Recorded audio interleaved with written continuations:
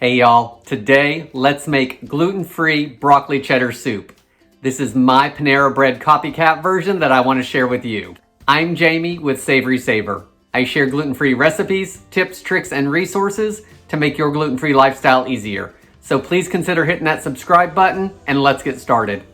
So to make our broccoli cheddar soup, to start, you want to put half a stick or 4 tablespoons of butter in the bottom of a soup pot, and you want to melt it over medium heat.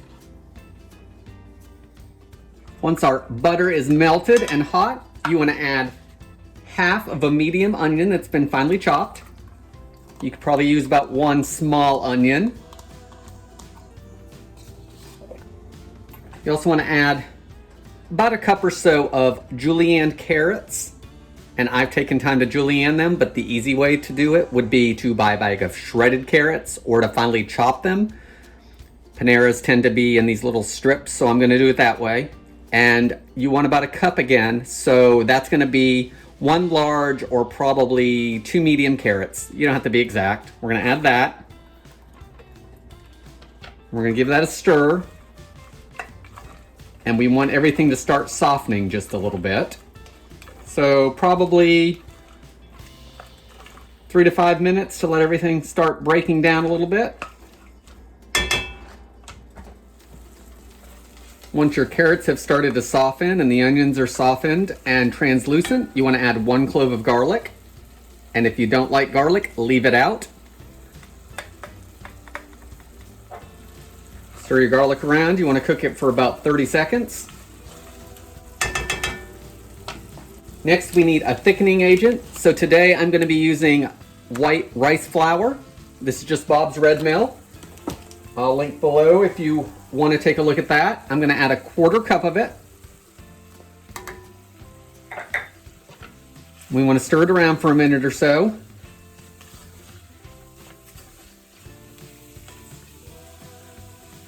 Once the flour has cooked for a minute or two, we need to add our liquids. So you want to add 2 cups of half and half. If you don't have half and half, you could use milk. It's just not going to be as rich. If you want to use heavy cream, you could use heavy cream. If you have milk and heavy cream and don't have half and half, use a cup of each, and that will give you the half and half amounts approximately. So we want to add that.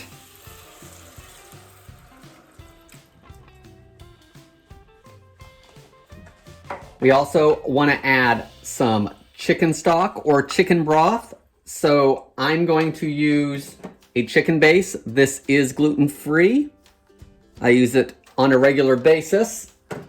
So I've got enough of that to make a couple cups of broth. So I'm going to add that in there. And I'm not mixing it into the water first because it's all going to cook out anyway. So let's just get it all in there. And then add our 2 cups of water.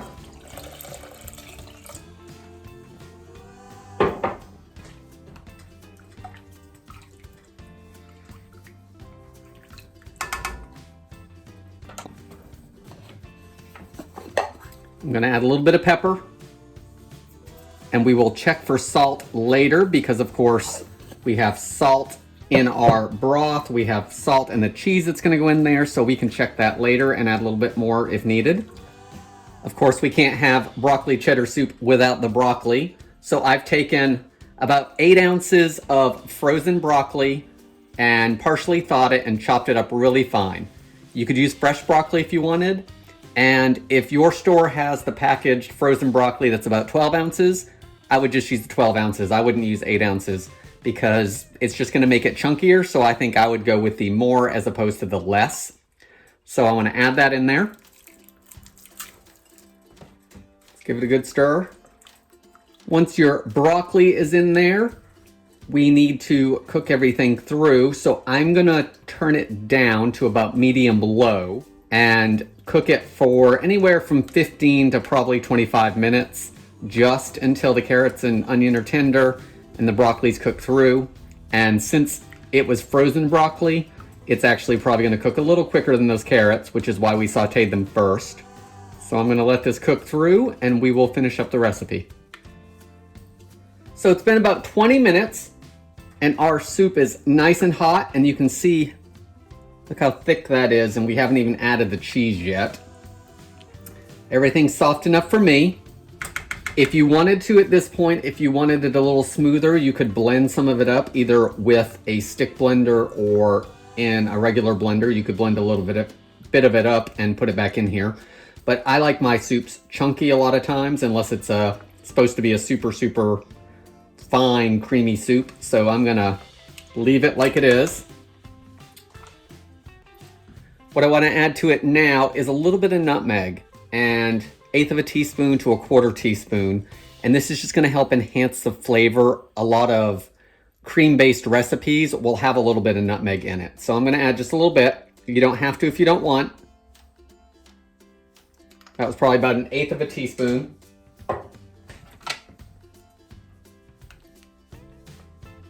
And you shouldn't taste the nutmeg per se. We just want it in the background. And I have the heat off at this point. I will put it back on low probably just to make sure everything melts. But we want to try to get the soup to come out so it's not grainy. And if it's on the heat, sometimes it'll kind of separate the fat, and the cheese will separate. And we want this to be as creamy as we can get it. So I've got the heat off. It's very hot, so hopefully it should melt the cheese without any issues. I've got 8 ounces of, this is a sharp cheddar that I shredded by hand. You could use the bag stuff, but it usually has something in it to keep it from caking up, so it may affect your soup. So if you can grate your own, go ahead. Use any kind of cheddar you like. If you like a mild cheddar, use that. If you like an extra sharp, use that. This is just a sharp cheddar. So we want to put in a little bit at a time. Don't dump it all in there at once because we want to start melting it. Give it a stir. And once you see that most of it's melted, add a little bit more. And keep doing that until it's all melted in.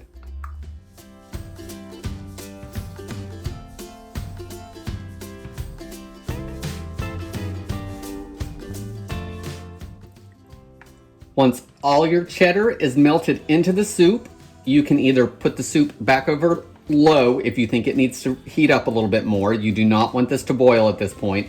But mine looks pretty hot, guys. I think it's ready to eat.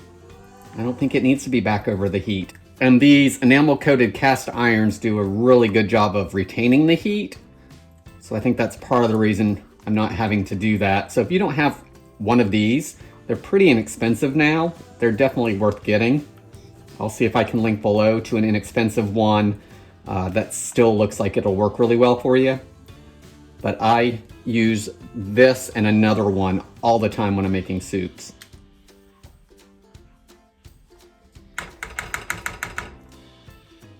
Y'all, here's our steaming, gluten-free broccoli cheddar soup, our Panera Bread Copycat version. And you can just see how thick it is. And we only used half and half and broth. So that rice flour really did a good job thickening it up. It's very creamy. It's not grainy because we took it off the heat. I did add a little bit more salt to it. Salt is all to taste, so add what you like in regards to that. And let's give it a taste.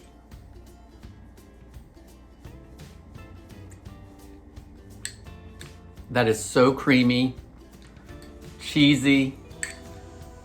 I don't think you're gonna miss that you can't have Panera Bread's version at all. This was cheaper to make.